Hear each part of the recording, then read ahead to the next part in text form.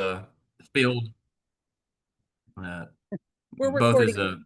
a yeah, it's fine. It's fine. It just came up and said recording his progress as an animated voice. So I'm like, okay, well, all right, whatever. But yeah. So I got my career like everybody else does in politics. I started at the ground level. I was a canvasser. I was putting up yard signs. I was attending events with a candidate. I was doing all sorts of things. Of course, when I started door knocking, everything was still very much a physical walkbook. It was a printout. It was something that you had in your hand. It was something that was there. Then that data got punched in by somebody at the headquarters every night, and that could take hours, maybe even days to do.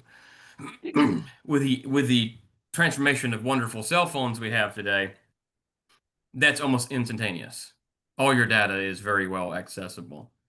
Um, So as I've gotten older, as I've become nothing more from just a field person to managing congressional races to consulting congressional races, you get to see the transformation of how that data is used.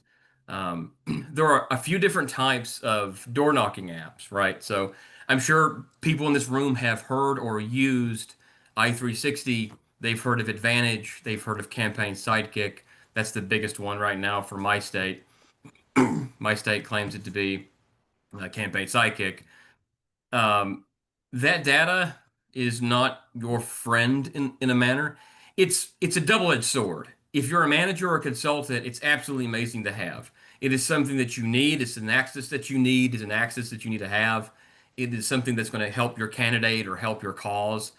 But the more you're into it, the more you realize where that information is going. That information isn't going into the ether. It's not going into something that's, you know, gone within two weeks. It's harvested and and it's controlled and it's filtered and it's put in different tags and all sorts of things. Now, Waverly pointed out that I work for Americans for Prosperity, and I did. I did many years ago. I worked for AFP. Right after I worked for NHER, I was still in the political nonprofit realm of my life. And I was there when I360 was still being only sold to Republicans. The rule was they could only sell data to Republican candidates. They would never sell it to libertarians. They would never sell it to Democrats. They'd never sell it to the Green Party. They would never do that because they specialize that. The Koch network, which owns the AFP brand, built it on that. But I was a field person, so I had to have college age students and things like that recruit them and go door knocking, and we were pushing political issues or targeting a candidate we didn't like in a district here in North Carolina at the time, all sorts of things. And that's what we were doing. Um, I360 at that time wasn't bad in my point of view, and I still think as a manager or consultant on don't hold me. I'll get to my point, but it's still a wonderful system to use just because of how simple it is. But there's a lot of double-edged swords which I'll talk about. Um, so when I had i360 is when I was younger. It's very intuitive. It's a very smart app. It can work offline. It can work how it works offline is it stores all the data on your phone temporarily, and then as you go into different, if you go into a rural area, which is a lot of places in Virginia and North Carolina that are very rural, when you get to a cell service or cell tower, it will just dump the data into a cloud onto i360 servers, and that's what it will do. Um, but you have to. There's a couple of things, but understand i360 software. One, it was originally used for Republicans. Originally, now it's buyer. Anybody can buy it. Now there's a fee to that. Now, if you're on a campaign, you have to pay a $1,500 to $2,000 fee up front to just have access to it. Then it's a $500 fee every month to use it and continue and to continue to use that software for the campaign. So it's not cheap. But now it's offered to Democrats. So they sell that data. I don't know if they do it for the libertarians, but they do it for the Democrat Party and Republican Party. So if you're knocking doors, so here's the catch. Let's say you live in a pink district. It gets like an R2 and R1. It's a toss-up. It's real hard to win. It's not a guaranteed win every time for the Republican to win. And we've got one here in North Carolina District 1. But, and I'm sure it's a lot of places else in the country. But if you use that data and you win that race, so that your candidate gets in, oh yeah, I got him in. It's wonderful. It's a fantastic thing. Well, next cycle, the Democrats can buy that data from My360 and just use it for their candidate. So you have actively worked against yourself because you have knocked doors where your candidate hit that the Democrat Party is going to use the next cycle to get your candidate out. So, because that data is just given to them. That's just how that works. Because they're doing it for the most, for the most money. They're not doing it for the ideological purposes anymore. They're doing it for who could pay me the most money, and I will do it. I will, if I sell to both sides, I'll get even richer. Now, i360 can track you. So if you don't, from my back end as a manager or consultant, I can kind of see where you are at all times if you're logged in. If you're logged into i360, so that even means if you hit the home button on your phone or whatnot, if you don't force close the app or physically log out of i360, that thing is tracking you. It's tracking you everywhere you go, and it's collecting every bit of data. Oh, this person's going here, this person's going there. It's geo-tracking you. Now, if you log out of it, it can't do that, or if you force close the app, it can't do that. But only I can't see that. That doesn't mean somebody above me in i360 cannot see that. They still may be able to. I'm not going to say they can, but they may be able to. i360 monitors your app in real time, and I've used this technique many times, even with Advantage programming. Advantage is another door knocking app, which I don't know who has not used that app in a while. But there's a story that I tell that I was in Texas and I was on a state senate race there. The Senate race is about the size of Connecticut. That's how geographically huge this place is. And we hired a door knocking company to go do it. And I had suspicions that every door that you hit, no matter what app you're using, I can see the time you start, the time you stop, where you're at, and everything. I could track every step that you do. It is not difficult. So I found this one guy that I suspected was cheating. Like he was just sitting at a Starbucks pumping in doors, and we had a manager on the ground for the door vending company we had hired out.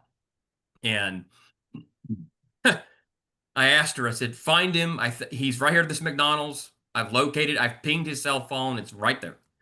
She goes in, she walks in, and she sees him. She has me on the phone, and I'm like, fire him. Not going to do that. He's gone today. So this guy thought he could hide in the corner somewhere, punching a bunch of numbers, and me not know about it. But I knew where he was at. I knew where he was at. I knew the street he was at. I knew it all, and I fired him. So these things have trouble with locating you and tracking you, and you are the product, by the way. So you are being used to find out what you like and what you don't like. Um, Another problem with, so I don't know what RPV does, but my home state, North Carolina, this just goes into more data stuff, not specifically at 360. The NCGOP here, among other states, signed year-long, 2-year, 3-year-long contracts with Campaign Sidekick, which is another door-knocking app that they're pushing. We use that too. Yeah, That's use it. here in Virginia. Okay. Well, this thing is just awful because if you want to, we're talking about Democrats using i360 data. You know, how would you like Rhino Republicans using your own data against you, which is even worse in places that are very difficult, like heavy Republican, but they're bad Republicans, right? There are people that are not conservative. There are people that um, they are people that don't vote the way we want them to vote. For instance, like Tom Tillis is a good example in my home state, which is just an awful. He'd been censured by the state party. He was so bad. Um, but what they do, so we signed a contract with them, and RPV sounds like they signed a contract with them as well in Campaign Sidekick. And they turn around and say, great, we'll get to use it. But they offer it to every Republican candidate. They offer it to every Republican candidate for free, which sounds like a great deal. Like if you're a manager of a race or a consultant, I don't have to spend gobs of money from campaign to pay for the software system. It's free. But nothing is free. You are the product. So if you're going to use, let's say you're in a primary with a Republican, or another Republican, and that Republican's a rhino, and you got a conservative candidate. Obviously the establishment candidate is going to be more well funded, but they're still going to use that data. So if you're knocking doors with Campaign Sidekick in that district, and he's knocking doors in that district with that app, well, he's just feeding off of your data. Yeah, you're feeding off of his data too, but you know, that data is being shared among you. So you're just feeding the beast you're trying to kill, so to speak. You're just feeding the establishment more information. Now, if your candidate loses in the primary, the establishment has this wonderful data that you worked for. You've knocked every door, you've done all the work. Guess what? They've got the data. And the GOP has this wonderful thing called the GOP Data Center, which most of you, probably none of you can get. I'll say none of you can get. That's kind of rude. But most campaigns on a congressional level will have access to what's called GOP Data Center, and it's all this data that they've collected that they use for mail, they use for digital, they use for all sorts of things. They use for doors. They give it to the candidate of the district that they're running in, and that data is fed from into I360 if they have it, or Campaign Sidekick, or people who are registered voters, registered party voters, so forth and so on. And that's what they'll do. Bottom line is they're using your own data to work against you. That's what they're doing. They will use it, clean it, harvest it, do whatever's necessary to make sure that happens. So your data is being used, and everybody in this room's on a list, by the way, me included. You're on a list. My wife wasn't political. My wife's very conservative, thank the Lord, but she is very conservative, but she's not as political as me. She's not doesn't do campaigns, doesn't do anything like that. She votes, she's active, she knows. She's never once got a mail piece in her entire life. She's 35 years old, 34. She's never once got a mail piece. Not a single text message from a candidate, nothing. She's around me for 3 months and she's getting mail pieces. Wow. So they're geolocating, they're tracking you, they know what you're doing. And I was running a campaign then, so I was doing door knocking for an app we had. We were using i360 at the time. So they were still picking up my data, and they were finding that I was near her home, I was near her parents, I was near her church. They were geolocating me, and they said, "Well, you know what? If he's with this girl, and the chances are that she's conservative, so just start mailing her pieces." For the first time in forever, she's never ever gotten a mail piece from her candidate. None of it, never, not even a local election. And she started getting them, and she still gets them just because she's associated with me. So everybody in this room, you are on a list. I can find you. I know I can find your phone. I can find your address. I can find your voting habits. I can find everything. I can find if you support the NRA. I can put you in a tag and I can blast you out to mail. I can do whatever I want to do. That's scary, but it's true. That's how modern campaigns run. This is, and part of this is a problem extended from the voters don't want to be found, right? And this is a both-way street, two-way street. You don't want to be found as easily. So consulting firms or candidates or parties do whatever they can to find you. And if that means they have to geolocate you, if that means they have to bounce something off somebody else, then they will do it. And this is a constant repetitive thing. Now, how well the party uses the data is a different thing. It's they have to clean it. People move. Door knocking apps are still terrible at apartments because that's a more transient kind of location uh, and everything. Campaigns can't get away from them. You only have a few options to do doors. You either do it through Campaign Sidekick, i360, or Advantage. Maybe there's another one out there, but those are the big three that come to mind. And you just have to. The only way to be effective in order to get away from the data and from using these apps is to build your own lists. It really is. It's to build your own list, build your own house. We call them house files. Build your own stuff and really compound it. You have to have the ability to do that and keep it offline and don't rent it or sell it to anybody third party, which everybody does, by the way. So if you donate it to a congressional candidate or donate it to a candidate, then you're on a list. You're on an FEC report. That data gets sent to somebody else. They append it. They turn around, sell it, resell it, rent it out to another campaign, to another state, and they'll do the same thing. It's just it's what they do. It's the business, and it really is. And this is no different from anywhere else. This is no different from like Intel or Walmart or Amazon. It's just political. Um, I mean, just remember, like your data can be your if you're using an app, it's a double-edged sword. You may be successful, you may be very well successful in your campaign, but it can come back to bite you in the long run.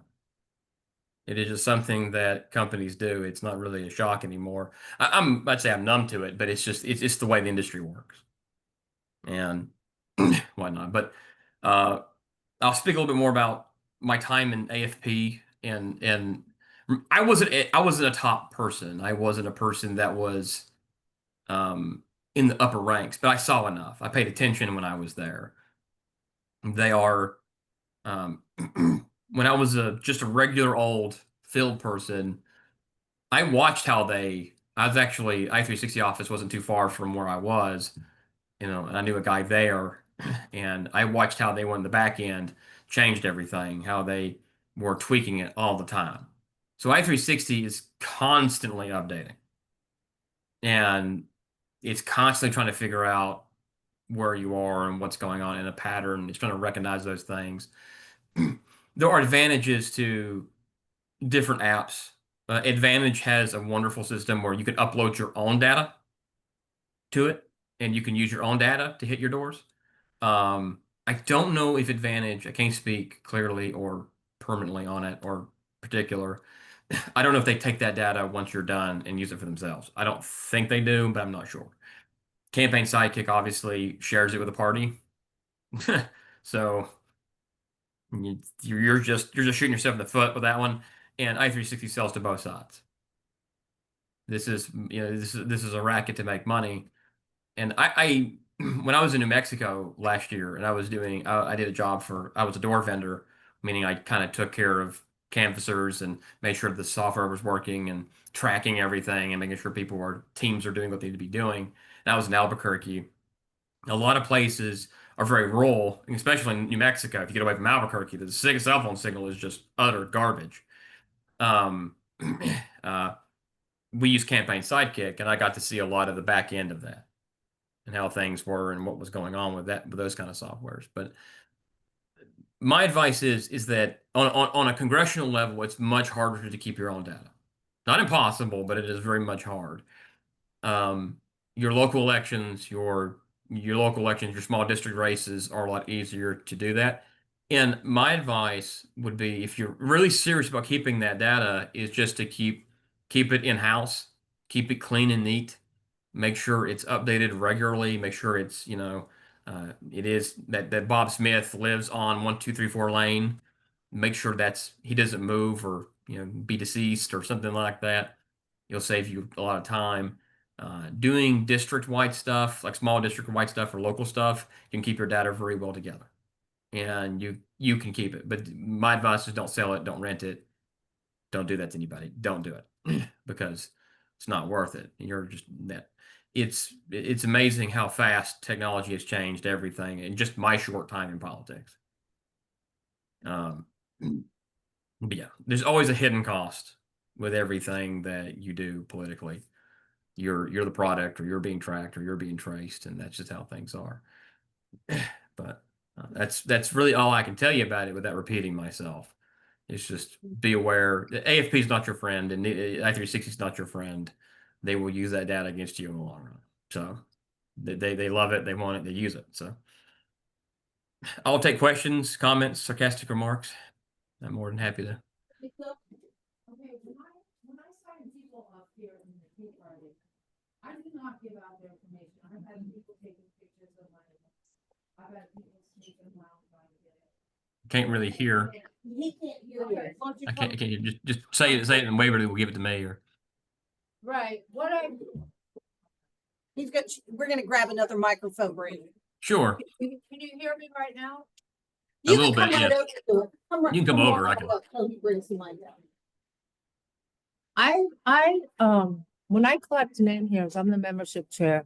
I don't Yeah. give out information and we've had people trying to take pictures. They've done all of this stuff to try to get our list. Yeah. So I'm wondering, what are the laws that govern privacy when it comes to, if I have you come to my home and you sign me off, I'm on a list somewhere. I mean, aren't there any laws of privacy? Yes. Because I value that. Yeah, each state is different. I don't know what Virginia is. It's considered, if you go door knocking, it's considered political free speech. So if you sign something, you've voluntarily given it. So I don't know what those laws are. I'm not a lawyer, so I'm not going to speak into things I don't know. I'll But tell you about Virginia. So, Okay. if you're a registered voter, your information's for sale. Yeah. Period. And it's expensive to buy it in Virginia. It's not like you can just stroll all up in there and go, here's $5, I'll take the state. Yeah. It doesn't work like that. Usually organizations like Americans for Prosperity have the money to buy this PACs. These big, so every time you watch these political commercials on TV and you see at the bottom it says paid for and authorized by, those are the people that have the money to buy your data. And I will say- for sale. I will say also that North Carolina doesn't have any laws to buy voter rolls. I can go to the state board of elections and pull every Republican in my county. Not a problem. There is no consequence to it. It's considered, at least here in my home state, as what do you call the law? It's like a public domain. So Yeah. it's public domain. You can do that. South Carolina, you can't. You have to pay somebody to get it. To get the voter registration. Well, they don't have voter registration like we do, but they have voter rolls. In order to get that, you have to pay some money in order to obtain it. But Waverly is correct. They have people just buy it because if it's $10,000, it doesn't matter to them. It's just like we'll just buy it all and we'll have it, and that's it. Their privacy laws are difficult when people voluntarily get the information. So if you are registered to vote, chances are you're on a list.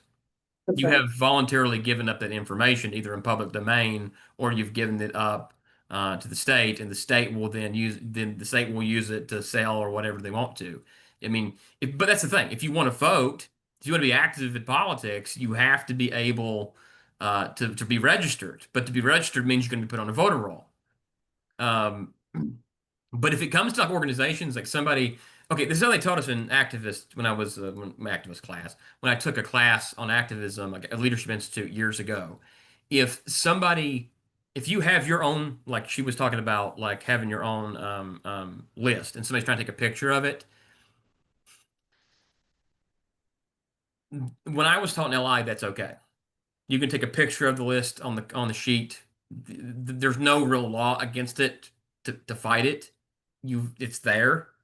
If you take a picture, it's just another you're in a public setting, it's not a private meeting. If you make it a private meeting and say only members allowed, then that's a different stretch. But if you're rubbing it to the public, then it falls into that public domain. But if somebody throws away the list, then people will go through trash. People will go through like dumpsters to find lists because it's like if you can, not so much today as it used to be because it's now more digital, but if you throw it away, the court considers that public. It's like your trash on the curb of your street. If you put your trash on the curb of the street, I can come down and go through your trash.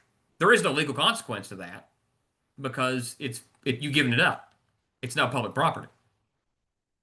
So don't throw That's any. why on your bills, you should shred your bills. If you get any paper bills you get in the mail, phone bill, electric bill, a credit card bill, Yeah. anything like that you get in the mail, you should shred that. You shouldn't just throw it in the trash. I had a civics teacher that said, if somebody's going to steal your identity, make them work for it.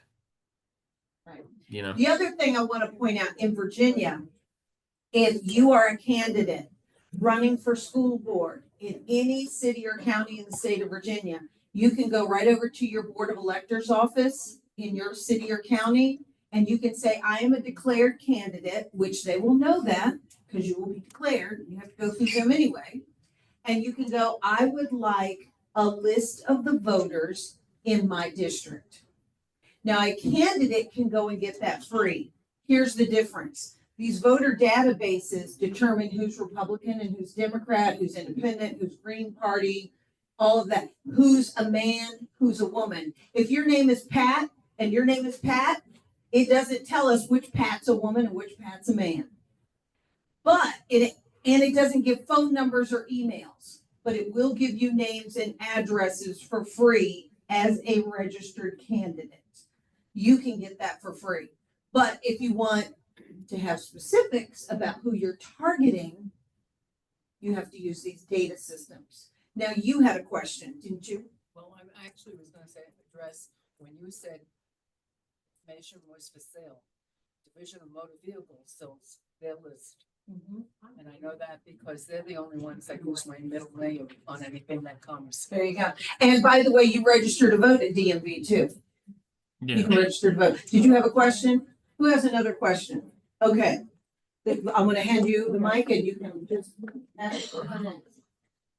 It's not really a question. I was just gonna say, and I don't know why, the Miares campaign is using an app called Numinar this year. I had never heard of it before. I don't know why. I don't know if it's better or worse. Well, it's just another data system. And just know, every data system that you use that you don't control, they have everything you're doing. The other thing I'll point out, which Brandon doesn't know, and I brought this up at meetings here before, we do have our own data system as a Tea Party. I'm the one that got it for us. And I got it for us for free. And it has all the voters in Virginia Beach. So we have our own data system, but we have to use it. And if we don't collect any data and we don't get to use that later. So when you're door knocking, and Brandon will attest to this, when you're door knocking, before, if you've never door knocked before, they're going to train you. They're going to show you how to work the app, but they're also going to say, note if they've got American flag in their yard. Note if they've got a Gun Saves Lives sticker on their car or anything like that on their door. Note if they have a statue of Mother Teresa in the front yard. All of these data systems use that. And by the way, you can go to Food Lion, you can go to Harris Teeter, and any of those MVP cards that they scan when you buy your groceries. They're tracking what you buy. Yeah. And they're selling that data. Yeah. So when all of a sudden on your cell phone, Cheerios commercial cereal pops up, they just geo-tracked you because you buy Cheerios cereal. They sell that data when you use those MPV cards. So you know what I do when I go there? Oh, I've got one. I left it in the car. And the chick at the register goes, oh, you can use this one. So then somebody's buying it, but that's the store's card. It's not mine. So just so you know, you think your stuff should be private, but you're acknowledging and giving your information away. The minute you get those MPV cards, you sign off on it and don't read the bottom print, they can sell all your shopping habits. If you buy a Home and Garden magazine, they now know it. Oh, and I'll add to Waverly's thing about the training you at the door.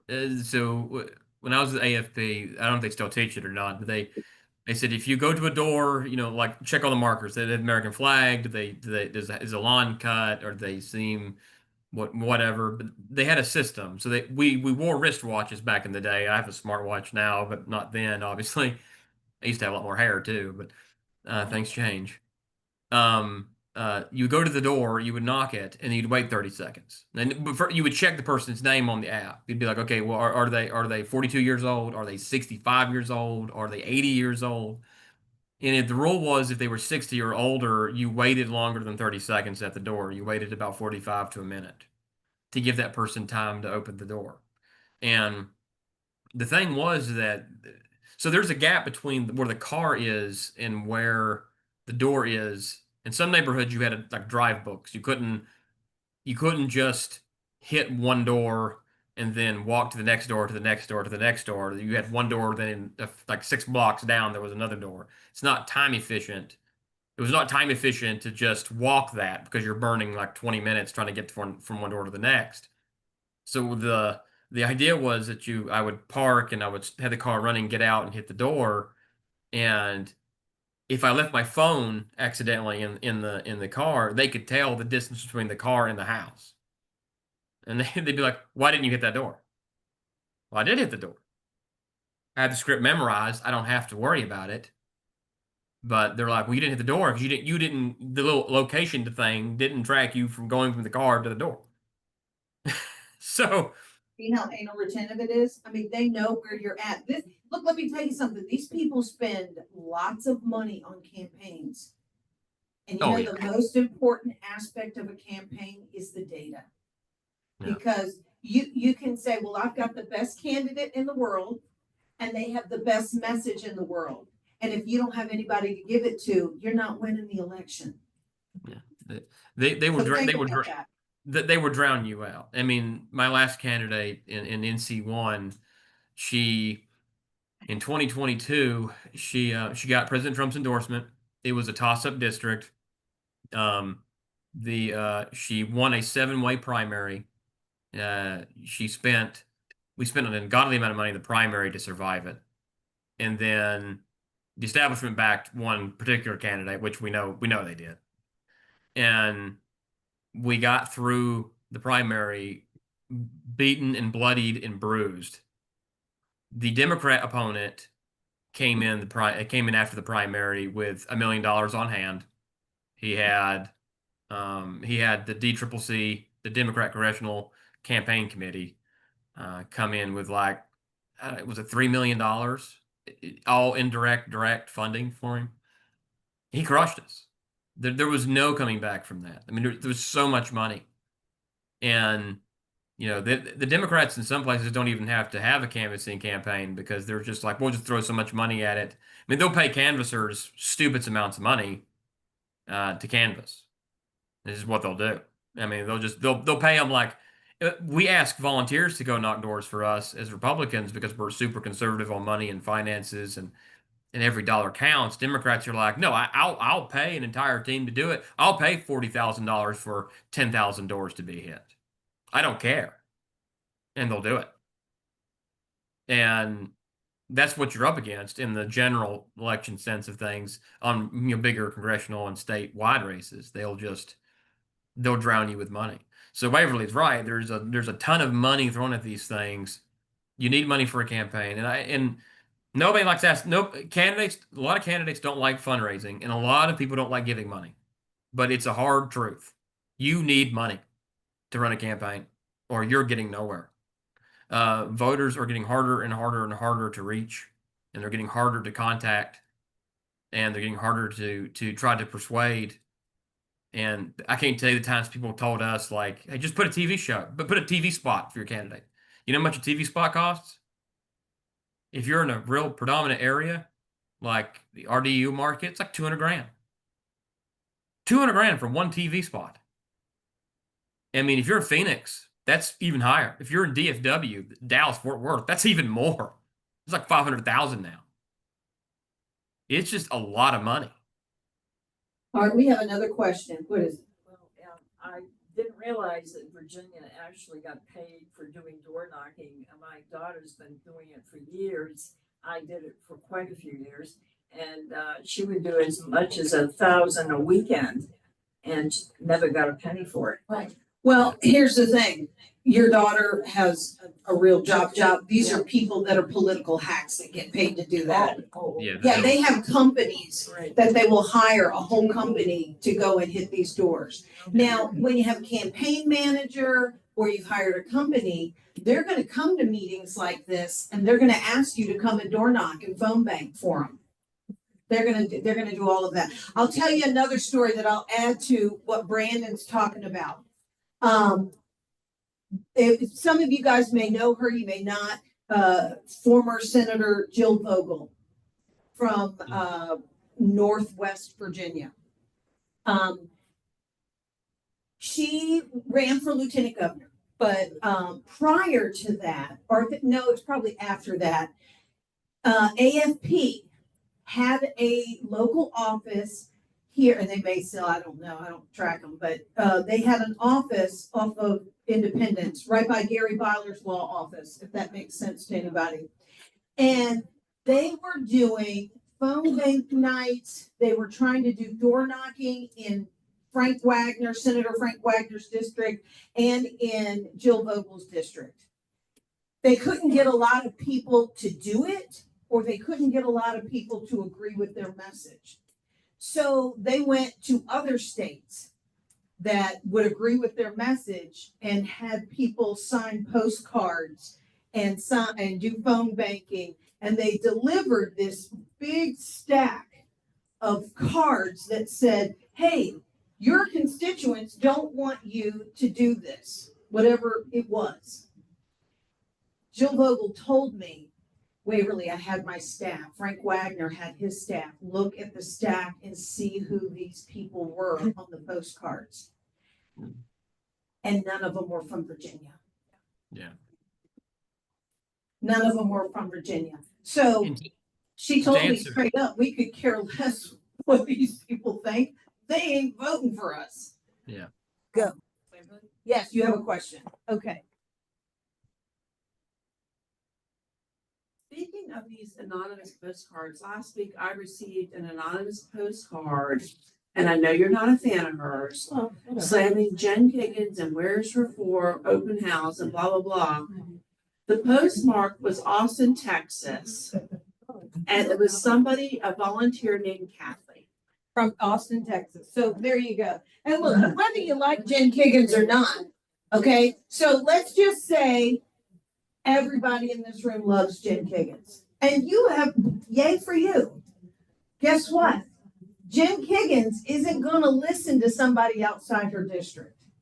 They can't vote for her. So that's where it matters. Don't let your votes be taken for granted. If these people don't earn your votes, don't give it to them, because you're giving them a hall pass on anything you don't agree with. You're giving them a hall pass. So the other thing that I'd like to talk about, Brandon, if you can talk about ground game and strategy on how to really mobilize your message and get it out there to the voters. And, Sure. and build your list, build your coffers, fill your room with members, and get more people to agree with you. Talk Yeah. about those strategies, if you would, please. I'll speak from a congressional level of doing any kind of door knocking campaign, and the first and foremost thing is to hit your highly dense areas first. I mean, there is that's challenging because some cities are blue, so it's tough to find Republicans that will be in those cities. But they will be on the outskirts of the cities at least, and they're more dense and compact. So you definitely want to spend a lot more time in dense areas. Rural areas will tend to vote Republican anyway, if you're in a general. But if you're in a primary, you're going to have to chase every vote possible. But you're going to have to target. We call them ones, twos, threes, or fours. You don't want to deal with the person who votes one time out of. Remember, this is all based on cost analysis. This is all based on, hey, how much is it going to cost me? How much is it going to be an offset? How much am I going to lose time? You're up against time and money in a campaign. And so you definitely want to go for the dense population areas as best you can, because you can get the most number of doors. Americans for Prosperity used to tell me when I was younger, they used to say, if you're not hitting 30 doors an hour, then you're not door knocking.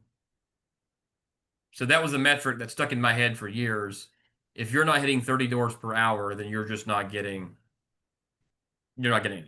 You're wasting your time. You're burning hours, you're burning days, you're burning money. Now, that's not the case for everybody, because it's just spaces, areas, how wide you have to travel, how far you have to travel, et cetera, et cetera, et cetera. You just can't avoid that. That's just the realm that you're in. But I tend to go for dense areas, and then I work my way out. And then try to find rural areas as much as possible. Have a car, have access, have somebody drive while you get out and hit doors. Just get back in, keep driving. You know, get out hit door and keep doing that. And that's the repetition you've got to keep doing, keep the rhythm on. It takes a lot, especially in rural areas where you're faced with one house. There's a county in North Carolina called Greene County, and there's like one house per every 3 miles. You're just, no way you're walking that. You've got to have a car, but you also have to plan out the fuel costs, the money costs, what that's going to be. That's why I always tell people to do the dense areas first, then move into the rural areas later, because all the rural areas will be more Republican. You also have to be worried about long driveways and whatnot. Some places say don't pull in the person's driveway. I'm like, if the driveway is longer than the highway, then pull in and, pull in, have something that identifies you clearly as a door knocker or canvasser or a campaign, like wear a bright something. I'm not here to rob you, I'm not here to steal, I'm not here to do whatever, stuff like that. That helps matters. Um, I would say that in terms of, you know, yeah, that's about it really. You've got to do dense areas first, rural areas second. If you come across people, always be cordial, be friendly, be nice. Keep a good distance away from the door when you knock it. So knock it or ring it, then stay away. Don't be up close to the door. That's threatening, especially for some women. That's threatening if you're a big guy Brandon, like do me a me. favor too, and talk about the difference between a lid drop and actually knocking on the door. Yeah. So a lid drop is just dropping something at the door and walking away, and that's not really effective. It's just like, they can get that in the mail, they can get that anywhere. It doesn't really do anything. It's more of a last ditch, desperate attempt if you're running out of time. Like the campaign's running out of time. We just have to hit these numbers, we have to hit these things. Door knocking is an actual interaction. It's a person-to-person thing. You're knocking, you're confirming who you're talking to on the app or the data set. You're confirming who's there. You're trying to make sure that's up to date. And there's a benefit to knocking on the door because that person may have passed away, or somebody bought that house, or that data's 10 years old, and you need to update it because it will benefit you. Because you don't want to waste your time hitting a door that's a Democrat. If you're at a door and somebody's a hardcore Barack Obama, drinks the Kool-Aid every day, I wouldn't do that. I wouldn't waste my time with it. So it's good to go up to knock to confirm that is who it is, because the next person that comes behind you in the second passing is not going to hit that door and waste their gas, time, and energy doing it. And that's exactly what you want to do. Okay, we have a question. Go ahead, Karen. Good evening, Brandon. Is it- yeah, it's on. Good evening, Brandon. Evening. A lot of the elections here locally since Trump came on the scene have been swung by low propensity voters. Can you Yeah. talk about the challenge of targeting them, finding them, and getting them to the polls? Oh, yeah. That's a really good question. That is tough. The problem is we label some voters ones. I think I started saying this and didn't finish it. Ones, twos, threes, and fours, meaning that one is the person who's voted once in every presidential election. 4 out of 4 is somebody who votes every election, local, state, federal, the whole nine. They vote all the time. They vote every time they get a chance. They are the perfect, voter. Low propensity voters. This is really terrible to say this, but for most campaigns, we don't go for them. They're hard to convince. They're like one-time voters. They're like people who Trump motivated to do something, and it's like they don't want to vote for anybody else. They're just like, well, I'm just not voting. I voted for Trump. That's it. I'm done. I'm not voting for senator. I'm not voting for the governor, lieutenant governor. I'm not doing any of that stuff. And we saw that here in North Carolina. We saw people vote for Trump, skip the ballot, not vote for the governor candidate, vote for the Democrat governor candidate, or didn't vote at all, and just went down the list. It's just a weird phenomenon. Like Trump carried my state twice, or 3 times, in 2016, 2020, and 2024. And the down ballots got hurt. And it's just because the low propensity voter came and voted for Trump, and that was it. I'm not saying it's impossible that you can't do it. You have to find these people. Again, data is the key thing. You've got to find them. You got to find out in the voter registration how many times they voted in the last while.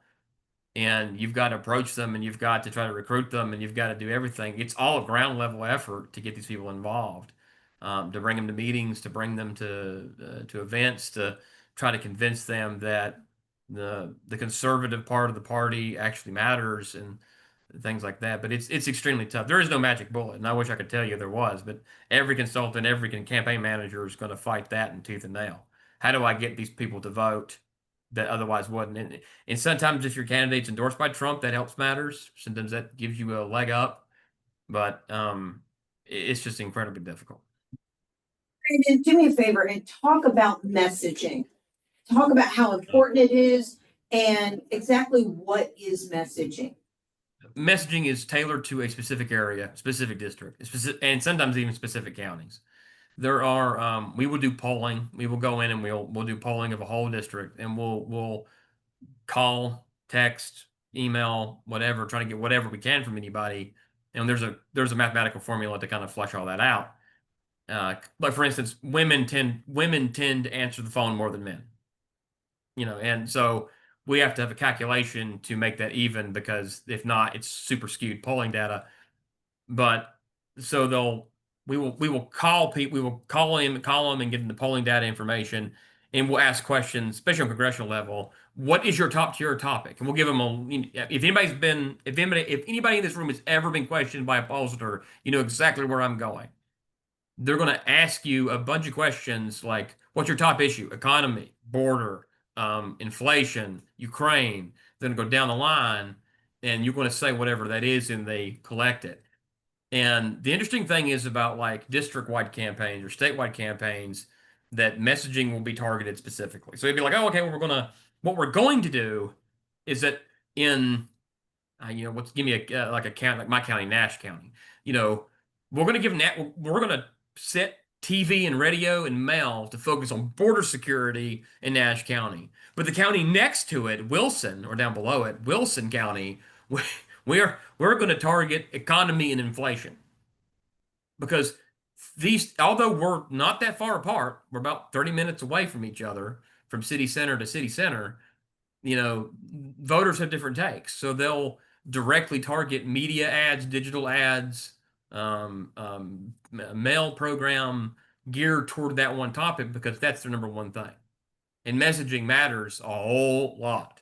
If your candidate does not have a pulse on what your voter base is, here in North Carolina 1, for instance, the real shock was to us when we ran polls was that the border security was the number one issue, which it is, but we're not a border state, and we're not suffering, I think, highly of illegal aliens in this particular part of the state. But it was the number one issue. It outranked economy, it outranked inflation, it outranked Ukraine, it outranked everything. And we're just like, that's crazy. But it's not for me to determine. That's what the voter determines. And so we stuck with this messaging of secure our borders, and it was successful. And of course, Trump, and then we ask other questions too, like, do you approve of President Trump? Do you disapprove of President Trump? Et cetera, et cetera. And we found out that Trump scored really high in the district, even among moderate Democrats. And we're like, okay, well, we're going to put Trump in certain places here. But there were some counties we absolutely avoided Trump messaging. We had to. If we didn't avoid it, we would sink our own campaign, because it's like those people were anti-Trump. Like, they agreed with border and everything else, but they were just like, no, anti-Trump. So it's a weird basket, but does everybody understand what he's talking about? So when they're knocking on doors, they're going to find out if you're pro-guns, pro-life, pro-Trump, pro-family, pro-illegal aliens, or against illegal aliens. These are the messaging questions. So when you're door knocking and using your own data, you now have the ability to go, okay, we want to make Virginia Beach a sanctuary city for all you gun lovers. Now you can go into your own database and pull up that query of all your pro-gun people in your data. And you can send them to the city council or to wherever it is to get that messaging out and get them to show up and make sure Virginia becomes a sanctuary Second Amendment city. Same thing with pro-life, same thing with light rail. That was a big deal for us here. And John Atkinson, the former treasurer, really mastered that messaging. We helped him with what we could do, but he was the mastermind on the messaging. So what we're talking about here is knowing your audience. Why would I go to a room full of Democrats and trash President Obama? You're not gaining any friends. But I would show up to a pro-life rally and talk about being pro-life. You see the difference? And Yeah. you can, once you get your own data and you knock your own doors and you talk to your own voters, you now collect that information. That makes this room even more powerful than the uniparty can imagine. Think about the power you have in owning your own data, because you're not using their data. You're not giving them the people who buy Home and Garden magazines. You're not giving them the pro-lifers or the pro-Second Amendment people or the people that hate Trump. Because see, they may consider themselves Republican, but they don't like Trump. I just voted for him. It was a mercy vote. You know, so how powerful does that make this room? Okay, they don't want you knowing this. Think about it. Why are they fighting so hard to control these parties, whether it's Democrat, Republican, Libertarian? Because they want to keep you dumb. They don't want you knocking doors on your own data. They want to be able to track you. They want to be able to track the doors that you're knocking on and find out who's in that house and what's going on. And every time you do it, you give your information away. You give everything about you away. If we hoard our own data, and let's just target certain precincts, and we're going to talk about this later on in the business meeting, but talk about targeting specific precincts, giving a specific message, which we'll talk about that too in the business meeting. You are now, if you like guns, you just loaded yours. You just loaded your own gun. Because you own the data now and you didn't give it to the uniparty. That makes you very dangerous. Think about that. Teresa has a question. Sure. So I know you need money for campaigns. I get that. I cannot fathom for the life of me why there are so many of these campaign fundraisers. The prices for these campaign fundraisers are out of the financial realm of the average citizen. Well, because the event that they're having is costing them money too. So think of it this way. How much do we love Paula Chang? Are you watching me, Paula? Hey, we love you. Think about her giving us her home for the Garden Tea Party for free. Do you know how much money that saves us that we don't have to pay for a venue? Think of the, well, over 1,000, depending on the venue, to host that many people, and we're all schlupping in her backyard. And it's beautiful, by the way. You've all been there. So there's that. Then also think about all of you who brought free food. I brought a dish. Who brought a dish for the Garden Tea Party? Right? That's almost everybody here. How many people volunteered at the Garden Tea Party? Helping get the food, helping park cars, the servers. Chris, raise your hand. Hello. So think about that too. You're not paying for a caterer. You're not paying for catering staff. So since you brought that up, and if you'll let me indulge, Brandon, they have these women clubs here in Virginia Beach. And they're, what are there, four of them, 5 of them, whatever. And every year they have this thing called the Star Spangled Ball. Yay! And it looks like it's great from what I've seen on, Facebook and people's pictures and all of that. But think about, let me tell you, back in the day, the Tea Party here, they had 4 women's clubs. Tea Party had a Joan. Now, Joan moved to Florida, but Joan was a machine. She got us the Knights of Columbus for $100 that night. She also had local restaurants that were conservative and favored the Tea Party donate platters of food for free. She also had all of us donating foods and stuff. So the women's club, they raised far more than us, but they got left over far less than us. We raised far less than they did, but we pocketed far more than they did as a Tea Party. Do you see what I'm talking about? Personal relationships matter, campaigns, being able to get things for free, and think about how we reach out to the community here. Every time we go tailgating at one of these restaurants, they should love us. Every time we go and say, hey, we want to get your coupons and put it in a swag bag or give it to one of our members if they sign up or something like that. Those are the restaurants that are going to be inclined to giving you stuff for free. So just to elaborate, and then Brandon, you certainly jump in on that. These things cost money. Yeah. And these people doing these campaigns, they don't know how to do it. That's how I figured it out. I watched Joan, and this was over 10 years ago. Like I said, they had 4 women's club. We had a Joan, and we need another Joan.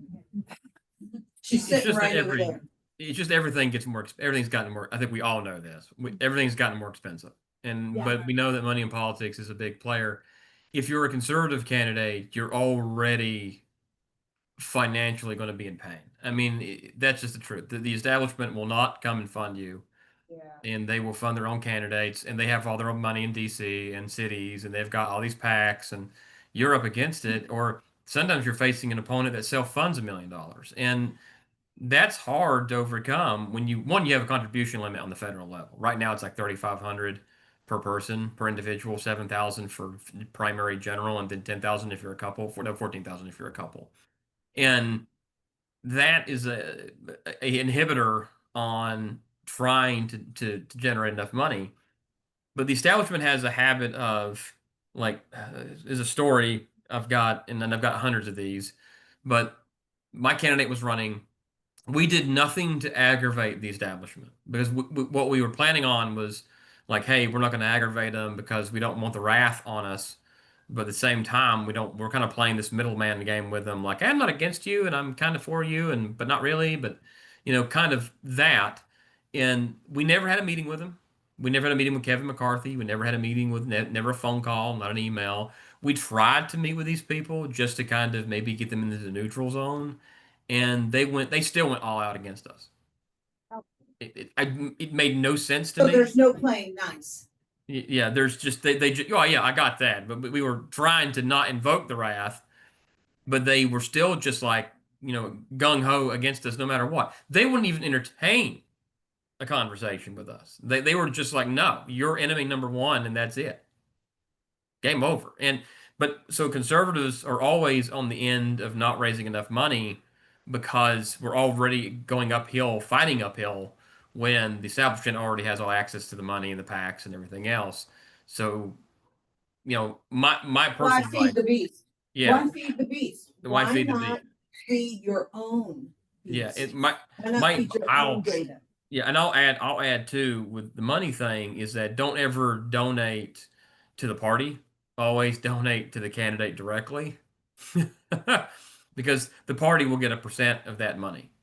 So just don't ever do that. Plus you're giving up your data anyway because you're Right. you have to Remember run it. what happened with Corey Stewart? Yeah. He donated money to the Republican Party of Virginia, and Yeah. they didn't spend all the money that they got on him. Nope, they didn't. He's And running for governor. they'll keep it back. So it's Yep. money's a touchy subject because we all want it. We all need more of it. I'm working for it every day, and it's just something that is inevitable. It's like it's cost more money, everything's more expensive, airtime's more expensive, gas is more expensive, yard signs are more expensive, digital is more expensive, mail is more expensive. Everything's gotten so much more. But it's just as a conservative, if you're trying to win, you're really uphill because now you're fighting not only the Democrat Party, but you're fighting your own party that just says, "Well, I'm going to pick my candidate to win, and there's nothing you can do about it." There you go. Who's got some more questions? More questions. Larry has got a question. I have been, in the last several months, I've been barraged by the text messages from an organization called WinRed. Oh, yeah. Two questions on that. Number one, are they legitimate? And number two, how do you get rid of them? They are legitimate. They are part of the Republican Party. So, The Dem- establishment. Democrats have Act Blue, which I'm sure you've all heard of, and Republicans have what's WinRed. WinRed is um, the response to Act Blue for the Republican Party against the Democrats. WinRed is just a fundraising software platform. It's just something that is easy to integrate onto websites for political candidates. It's on the back. I don't do website design, but I have friends that do it, and they say it's a lot easier than other platforms to integrate it into a website. But it does run through the party. I think it does run through the party. Don't quote me on it, but I think it does. It does. It It does. does. So it So runs it's through a the party. multi- So if you but plug in a your multi- information, so if you plug in your information, you probably hit some. I'm not saying you did, but I'm just assuming. This is a big assumption. I'm assuming you have agreed to give a candidate some money through WinRed, and then the the GOP decides, oh, that person's a Republican. I'll send them text messages now soliciting more money. So that's what they do. Some candidates use Anodot, which is a lot of candidates I've worked for like Anodot a lot better than WinRed, but Anodot's harder to integrate into the system of a website. So it's harder to do that for campaigns, but not saying it can't be done. It's just harder. But that's kind of it. So they're just a response. They are legitimate. They're just the party. When you gave money to somebody, or if you gave some money to somebody through WinRed, they've got your information, they got your phone number, and they're texting you now. So If you succumb to their barrage and you decide to give a couple bucks to a candidate, the candidate is lucky to get half of that. Not necessarily. That's all in the agreement. They have, Yeah. so let me Each explain. candidate's gonna be different. Right. Every contract, everything is different. So let me tell you how WinRed and any other donating source is. So the law, the federal law is, I want to donate to your campaign. And I want to do it through your website. You have to have a third party handle that transaction. I cannot just drop money into your bank account through your campaign website. yeah. Illegal to do. Now, I can write you a check and hand it to you, and you can go deposit that in your bank account. But going online and spending money, it's a merchant account. For any other word, a merchant account. Have you ever shopped at Macy's? Used a credit card? It's a merchant account. Have you ever gone to Food Line and bought groceries? That's a merchant account. Yeah. So WinRed is nothing different than a merchant account.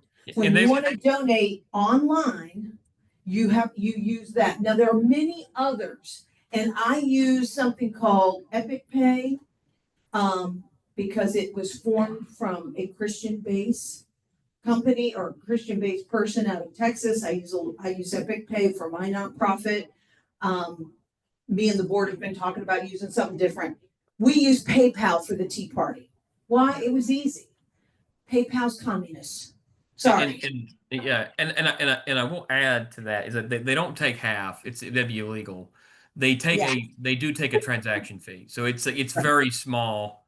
I mean, it's small, but like if you're, and I don't know what it is, like 1% or 0.5%, or I don't know the number, but they will take a percentage. But it's a Right. processing fee that they claim that goes That's back. right. It's a processing fee. So here's the other thing.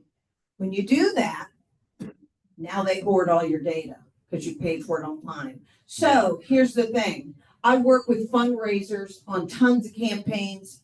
Brandon has too. Campaigns will pay a professional fundraiser to do soliciting emails and maybe mailers, and you get something in the mail. 9 times out of 10, they use a professional fundraising company to do that. Now, not only do you pay a percentage for the online transaction, which is usually around 4 or 5%. That's a little high. Mine's 2.3%. But you now have to pay the professional fundraiser their share. So let's say you give $100. Well, right off the top, your 4 or 5% comes off the $100.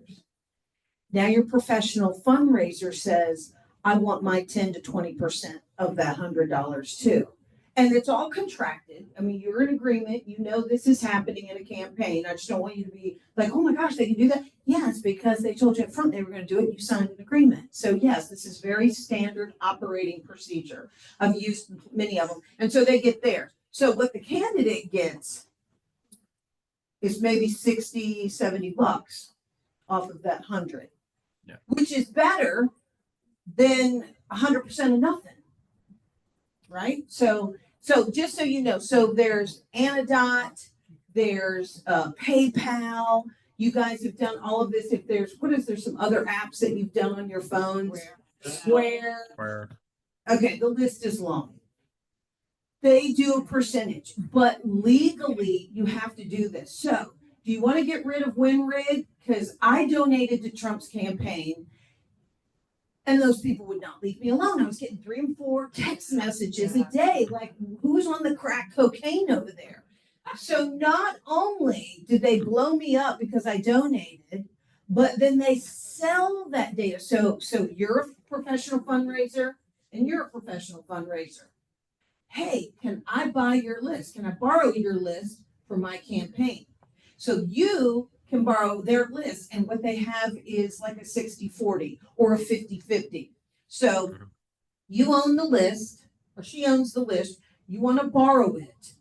They're going to share that list with you, and everybody that donates off of that list the first time around, they're going to get 50% of it. So for $100, they get 50 bucks, and you get the other 50 minus all the transaction fees. But here's the best part of that.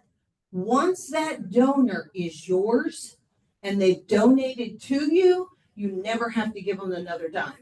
That's now your donor. So you can continue to solicit them and you don't have to share that percentage with them anymore. That's why they charge you so much in the beginning to share their list, because they're going to take half of it and they know you're going to keep the donor and you're never going to need to borrow that list from them again.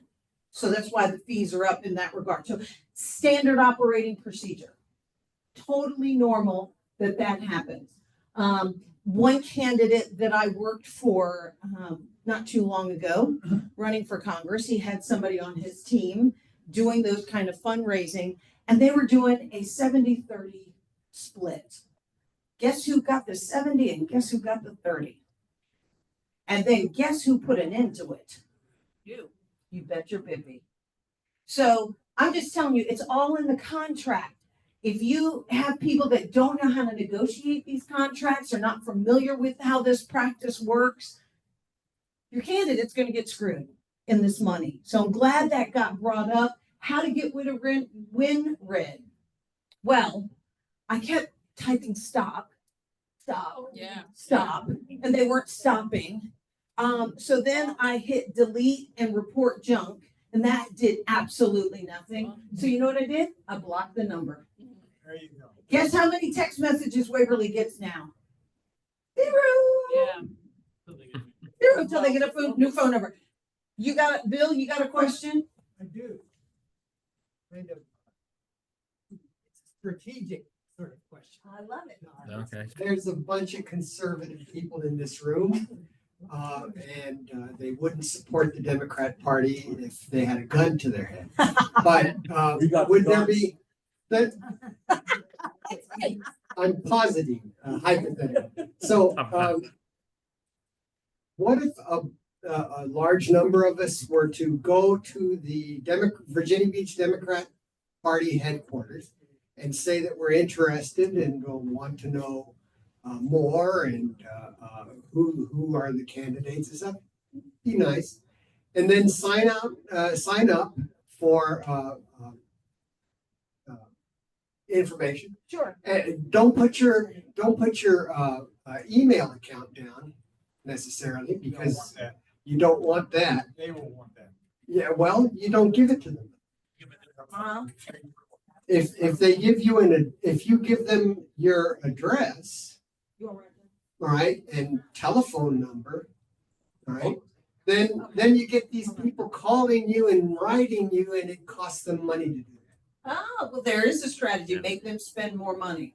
So, all right, I want to just take maybe one or two more questions. Is and that, then- is that, is that a reasonable thing to do? Well, yeah, or people not? do that all the time, but let me tell you, what you're gonna drain out of their bank is not a lot for one person. You'd need to do massive.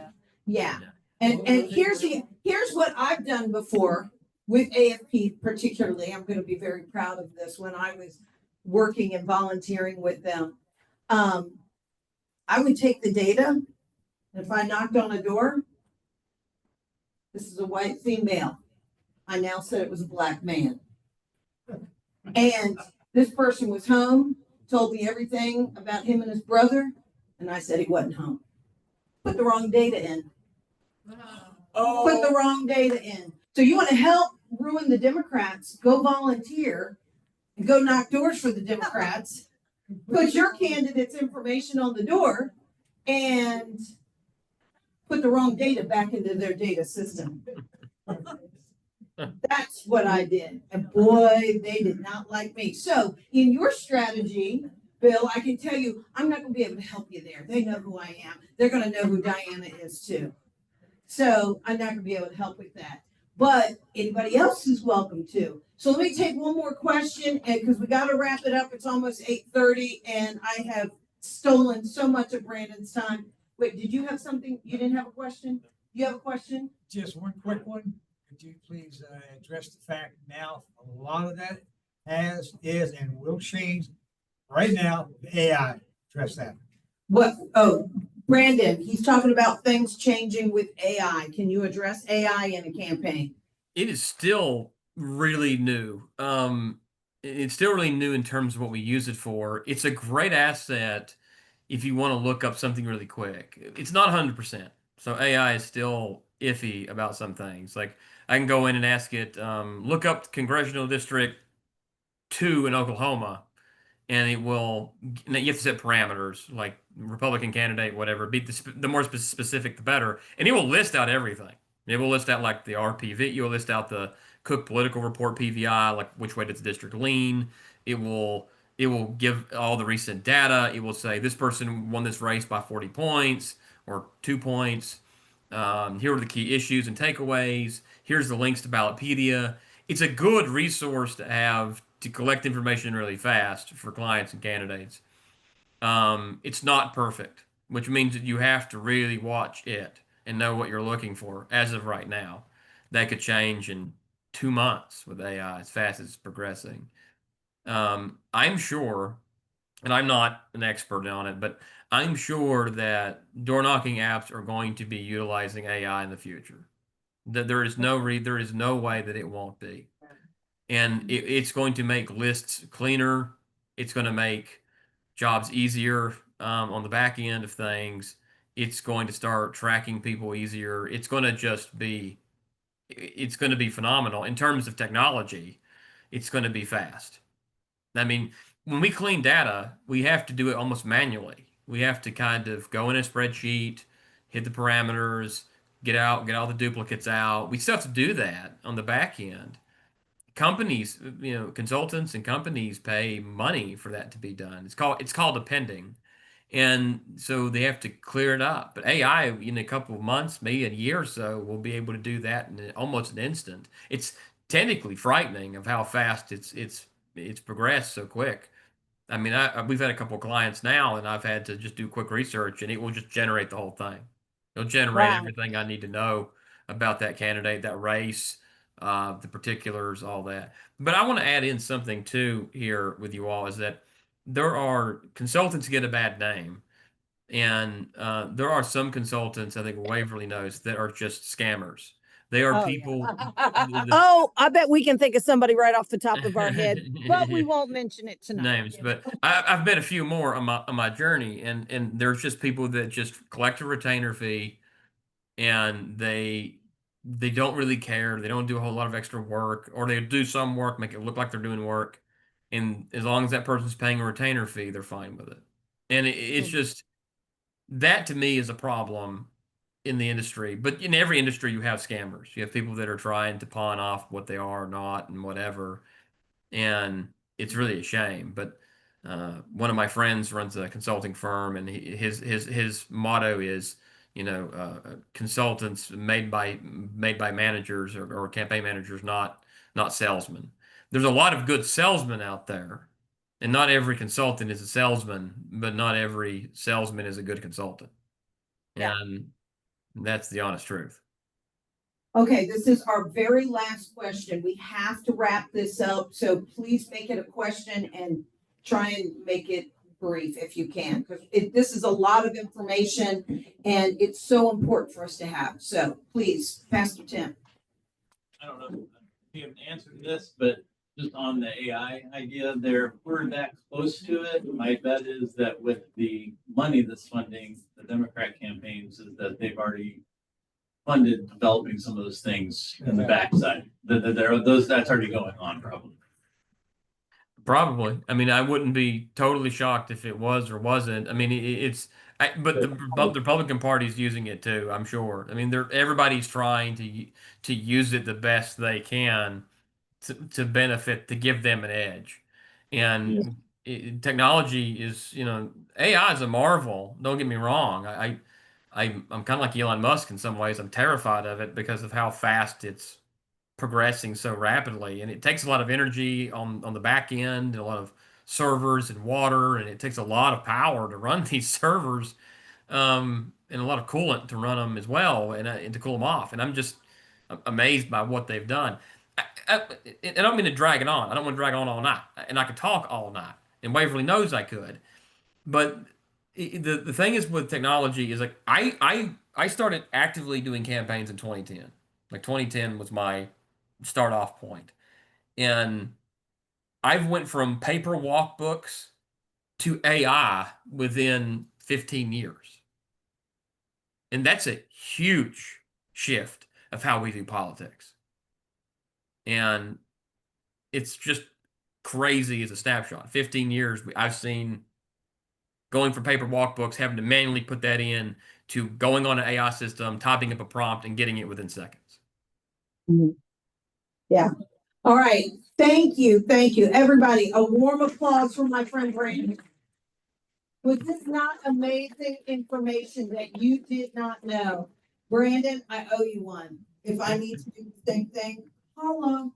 I will let you go this evening, but thank you. We are grateful for your time. Tell your wife we are grateful for letting you to join us tonight. Thank you so much. Thank you all for having me. Good evening. Be blessed, my friend. Be blessed. You All too. right.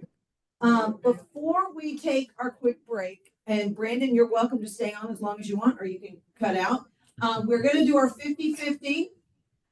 And we're going to do a very brief PowerPoint for 9/11 because today is 9/11.